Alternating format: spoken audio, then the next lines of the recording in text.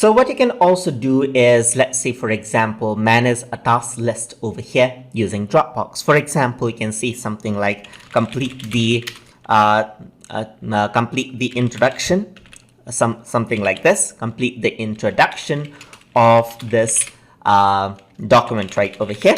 And then you can say something like complete the main resets and so forth. So similarly, you can add in tasks right over here and just turn them onto a checklist right over here so that it is tickable.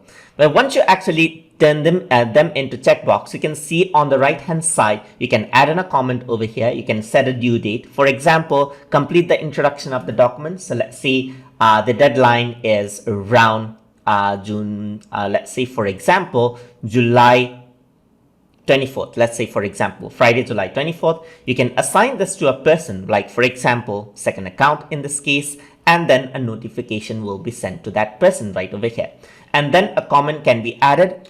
Please do this with detail, just like this, and you can post it out right over here, as you can see. So the comment is sent as well. Then you can assign, like, let's say, for example, let's say by August 12th, like you yourself has to complete this. So now you can see that who the task is being assigned to right over here, and add in a comment, add in more sources for this. Okay, just like this. So you can just add in comment right over here, and they'll be able to collaborate.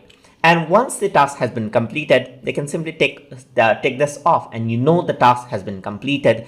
And you can see that over here, the user turns gray, that the task has been completed as well. And this has been checked off. So this is how you can collaborate among different people by using the task list over here in Dropbox Paper. So hope you guys learned something as always. And as always, please like, comment, share, and subscribe.